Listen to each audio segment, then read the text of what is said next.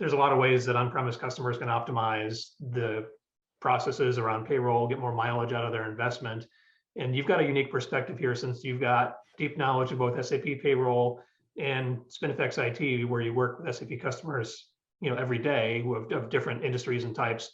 So in your opinion, what are some things that on-premise payroll customers can be doing to improve what they have and ideally maybe position their organization for the future?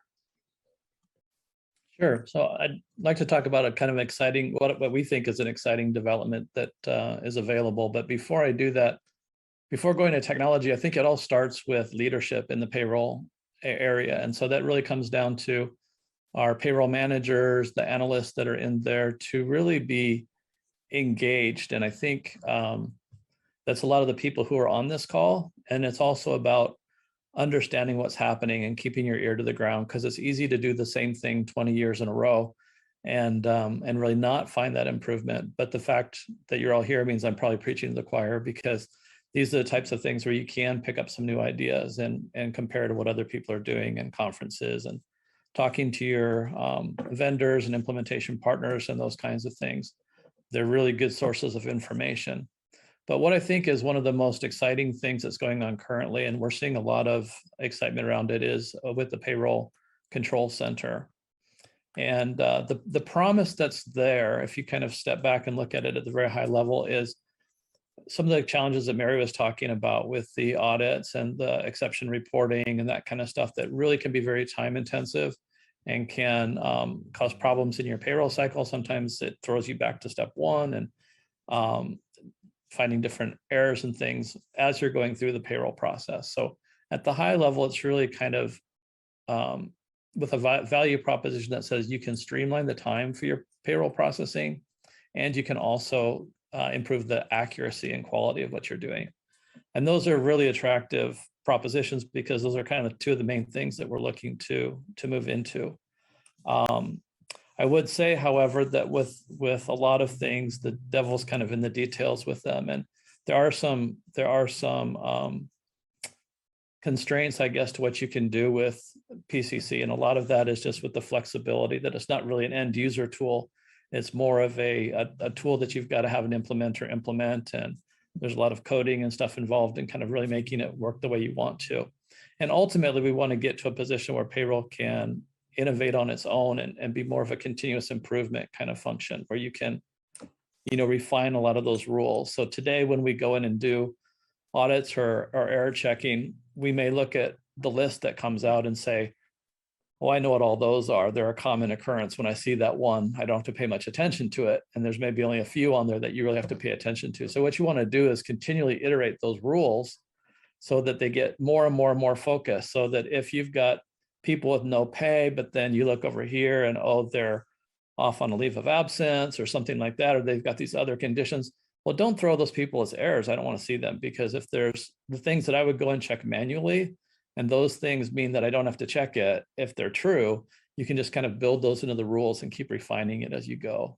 And so just some of those opportunities, I think, to automate the payroll are really great. And those constraints that are there, I think what we've been finding with customers is that they've been able to kind of leverage some of our products that do the reporting engine and allow us to more flexibly set a lot of those rules and things within PCC. And it does turn it into more of an end user tool where the end user can do that innovation.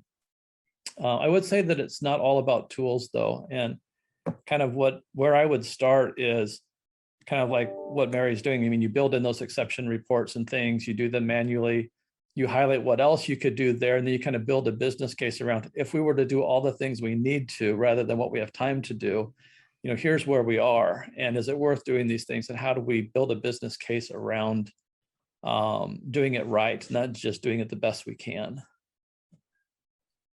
Really, Steve, you work closely with customers who are both on-premise and in the cloud, and you're also a member of the SAP SuccessFactors Confidence group. So you stay close to what's coming down the pike. And kind of from your perspective, sitting outside of SAP, what do you think that future releases might offer those customers who are still on-premise today, or what should get them excited about what might be coming? Sure. Yeah, so I first of all encourage everyone to talk with their SAP rep about the official roadmap for what's out there. Yeah.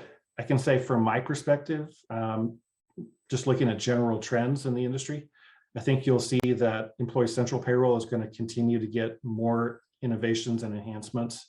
And that's going to happen for the foreseeable future. They're going to keep pouring some investment into that.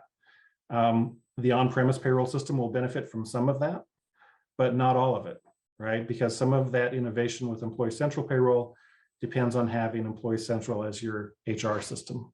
But some of the enhancements and innovation will be inherited, if you will, onto the SAP on-prem platform. SAP is not leaving customers in the dark on that, right? They're not leaving you behind. And I think that they've made that really clear. There is a long lifeline or long lifetime for the on-prem payroll. You'll have to make some adjustments as you go, but still a great payroll system, still supported. Now at Success Connect this year, SAP did announce what sort of a lot of us have known for a long time, but they announced it officially in their presentation that they're developing a new, completely brand new cloud native payroll. And it's going to be not like the on-prem payroll at all, totally new payroll. Now they're working on it, and I was around for the original rollout of SAP payroll and development for the US and other countries. That took years. So this is going to take years also. And they stressed that it's going to take years. It's also not on the official roadmap at this point. So for me, until SAP puts it on a roadmap, you don't have any way of knowing when it's going to be there. And so just know that it's out there. I wouldn't plan on it until you see it on the official roadmap. But it's an exciting product. The other thing I'd say is just beware the shiny demo.